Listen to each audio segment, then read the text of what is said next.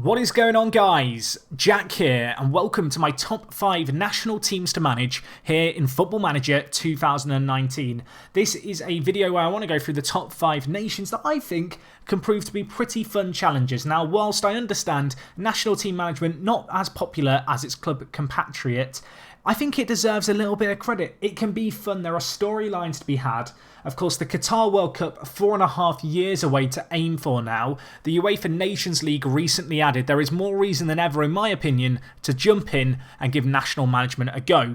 Hopefully you do enjoy this video. Let me know what nations you'd recommend down in the comments. As a reminder, if you want to manage one of these national teams, you need to make sure you have the country loaded up at your game setup with the domestic leagues. Otherwise, you won't be able to manage them. And yeah, other than that, let's get into this, shall we?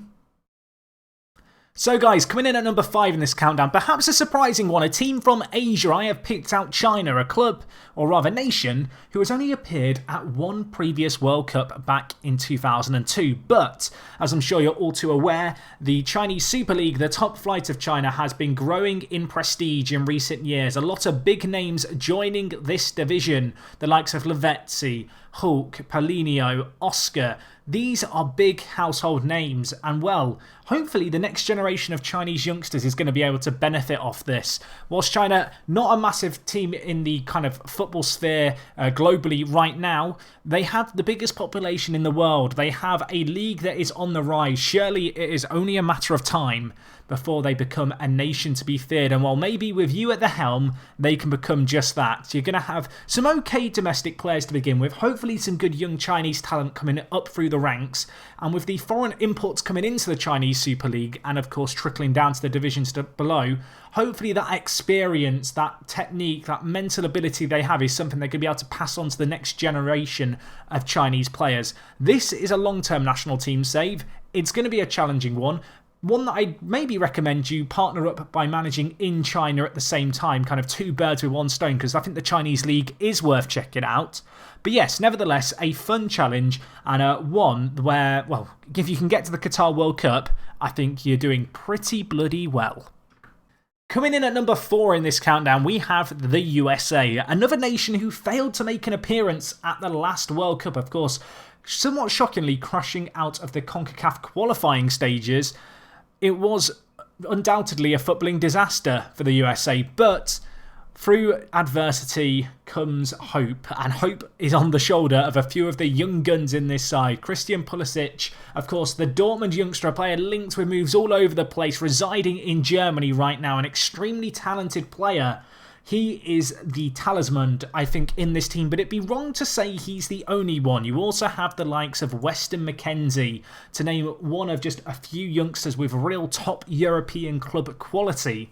And this is a USA side that if you have the USA loaded with the regens they get, you should be able to go far. I don't want to say you could win a World Cup, but I don't think it's impossible. They have some real talent. As I said, they get a lot of very good regens. It's a national team going through a real transition, a bit of a crisis, obviously, with them missing out on qualifying for the World Cup. Lots of other players beyond the 1-2 that I just mentioned. You look at players like John Brooks, who, whilst not the youngest player in the world, is certainly making a name for himself in the Bundesliga. Players like Cameron Carter-Vickers starting to break through potentially in English football.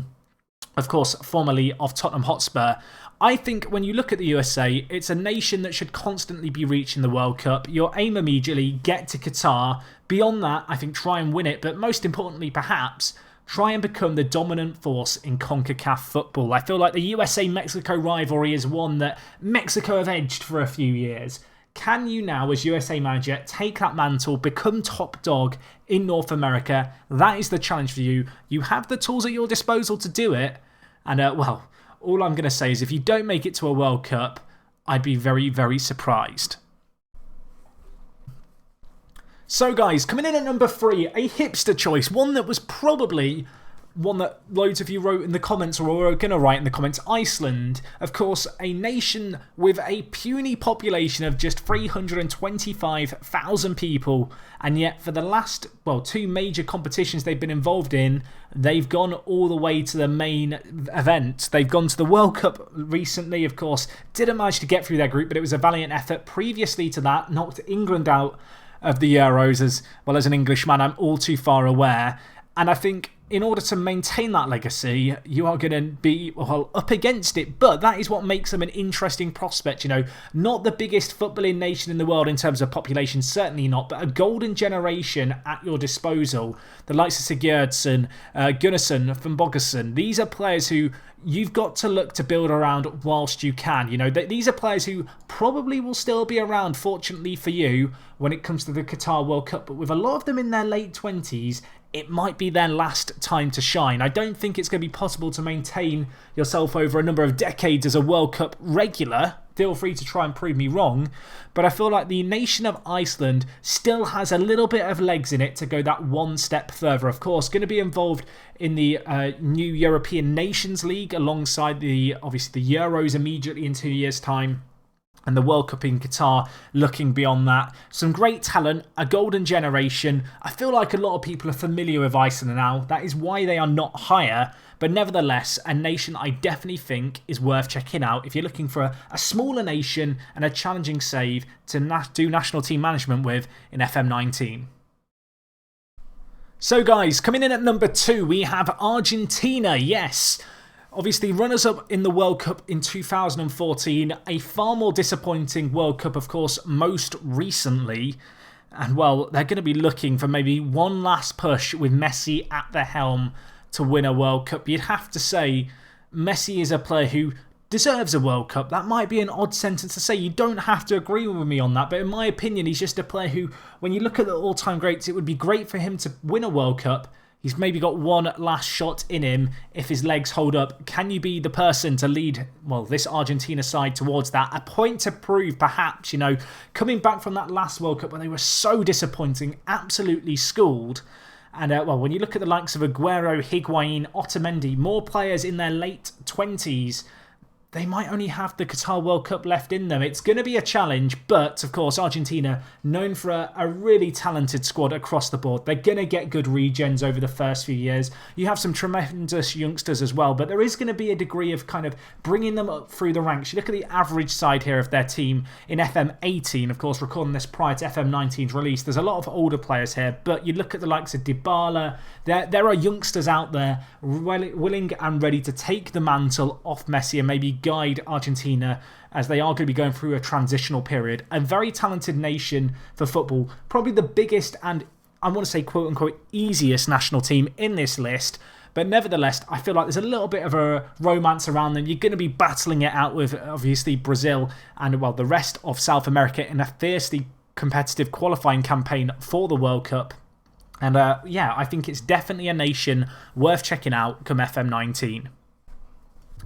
And finally, folks, in at number 1, and you can't call me biased here as an Englishman because I've gone with another team that knocked out England at a recent, well, international tournament. I've gone with Croatia, the World Cup runners-up. And, well, they're not runners-up in this countdown at least, but yes, a nation that defied all expectations this summer. A nation with one of the most talented midfielders and midfield setups in the world. I think that in itself is actually an enticing challenge to try and see how you can get the most out of this midfield. The likes of Brozovic, Rakitic, Modric, Kovacic. You know, there is just players all over the place here. You're going to have to try and fit into a system, but that's a pretty good problem to have if you ask me. But yes, Croatia, I feel like they are a team that a lot of people are going to be familiar with off the back of the World Cup. I feel like they're a nation who vastly overperformed. Can you try and take them that one step further? It's going to be a challenge. Of course, you're going to be competing in the UEFA Nations League as well. You'd have to say national team expectation might be just that little bit higher following this last summer. Again, like a lot of these nations, you are going to get some pretty good youngsters through in the form of regens. And of course, there are some very good young players just in general across Croatia. And it's going to be a case of trying to bed those into the team. You've maybe got one more competition with some of these top players before the likes of Modric are probably going to retire. Even Rakitic, you know, aged 29. Is he going to be around for 2 World Cups? It seems very, very unlikely at this point.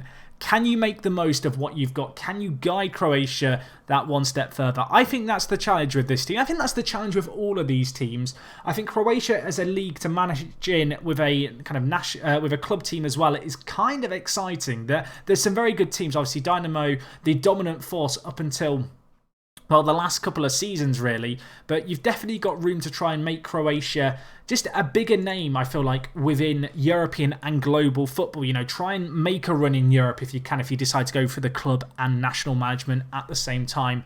But yeah, an interesting nation to manage in, a nation with some terrifically talented players. Can you take that talent? Can you find a balance in that midfield and hopefully win them some major silverware? That is going to be the challenge. Anyway guys, that does wrap up this video from me. Hopefully you did enjoy. If you did, smash that like button. If you've got any comments, suggestions for national teams that I missed that should be here, let me know them down in the comments. Football is a game of opinions. I want to know yours. If you're new here, subscribe. Hopefully you enjoyed this. Keep an eye out for more FM19 content in the not so distant future. And yeah, that's all from me. Thank you for watching. It is me, Jack, and I will see you guys in a bit. I'm out.